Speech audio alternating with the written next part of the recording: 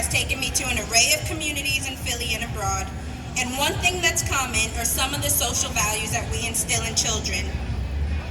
A mother once told me that she didn't want her little girl to play in the block area because mostly boys play there, and it wasn't safe for a young girl to play alone with boys. During water play on a hot summer day, I overheard a teacher say that a child's two-piece bathing suit is inappropriate and sends the wrong message. We tell little girls that their hoop earrings make them look fast. We expect boys to play roughly and teach girls they need to protect themselves. Rape culture isn't inherently inside people. Rape culture is learned, it's cultivated, it's practiced every day. It's so deeply entrenched in the way that we live our lives that sometimes we don't even realize how it affects the values and the messages that we send. But just as rape culture is taught, we can counteract it by creating and teaching a culture of consent. At Educators for Consent Culture, we want all teachers and staff, including school police, to understand consent and promote a culture of consent in their classroom and schools, from pre-K through 12th grade. We want the school district to invest time and training to prepare health teachers to teach consent in a way that is LGBT inclusive and culturally responsive. Our mission is to disrupt rape culture in Philly schools through education, engagement, and organizing. We envision communities where bodily autonomy is recognized and respected. We envision schools as safe places where young people and adults foster a culture of consent. This movement is growing in Philly. The school district recently rolled out a new comprehensive sex education curriculum, but consent is more than a lesson taught once during high school. Creating a culture of consent is a journey that requires family, school, and community involvement. Lessons need to be taught from a young age so children can grow up embodying consent. We believe that dismantling rape culture and instilling consent will not only impact families in Philly, but also communities in our state and our country. If you'd like to join us in this movement, please visit us at the PAVE and the ECC table. Thank you, and I will pass it on over to Steve.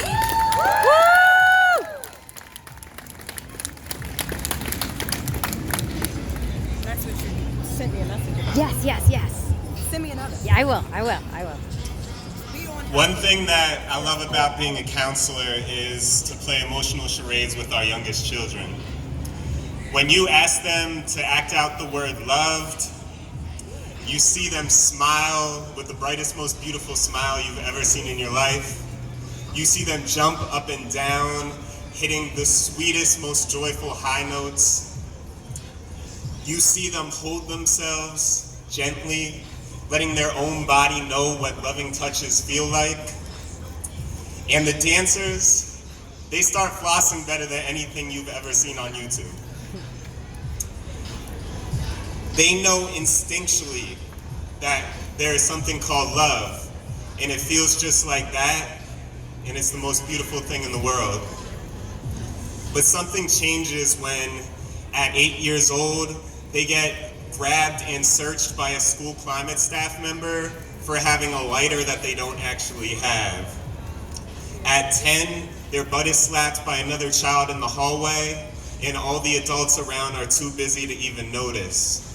At 13, they get sent text messages by other kids in their class asking them to perform sex acts, and they feel confused, but when they reach out for help, their principal makes it all worse by blaming them for texting back.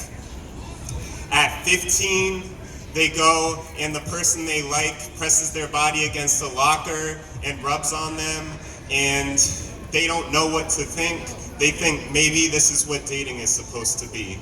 And at 18, when their graduation day comes, it's supposed to be the happiest day of their lives, but they came out as genderqueer a little earlier, and they're forced to walk in the line that corresponds with their natal sex and not where they want to walk. And they are announced across the stage with their birth name and not their real name. Something changes. These kids are all real kids that I've worked with, and they're all kids who every single time got the message that their body is not theirs and that their voice should be silent.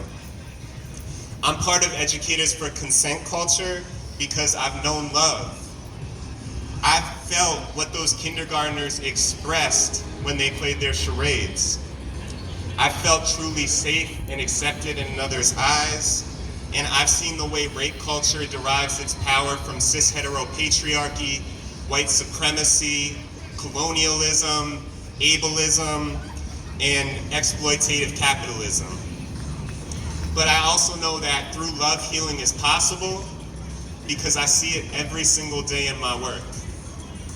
Like a young person who was sexually abused as a child, years later, with a community of support from the students and adults in his school, he got the counseling support that he needed to begin learning to cope with his trauma and begin his healing process.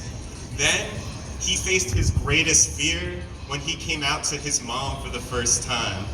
And on the same day, he had the greatest moment of his life when she accepted him fully for who he is. He learned that day that love shouldn't hurt.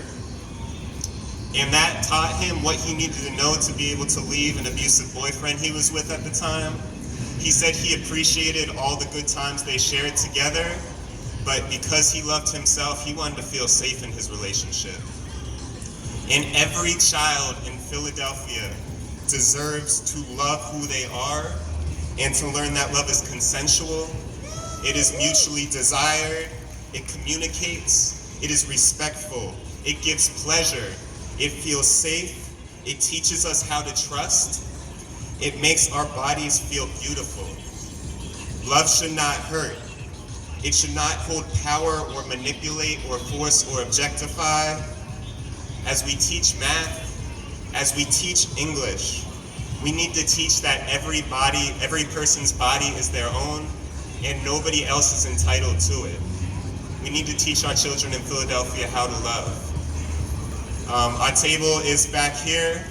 You can talk with Preeti if you're interested in getting more involved with Educators for Consent Culture. Thank you.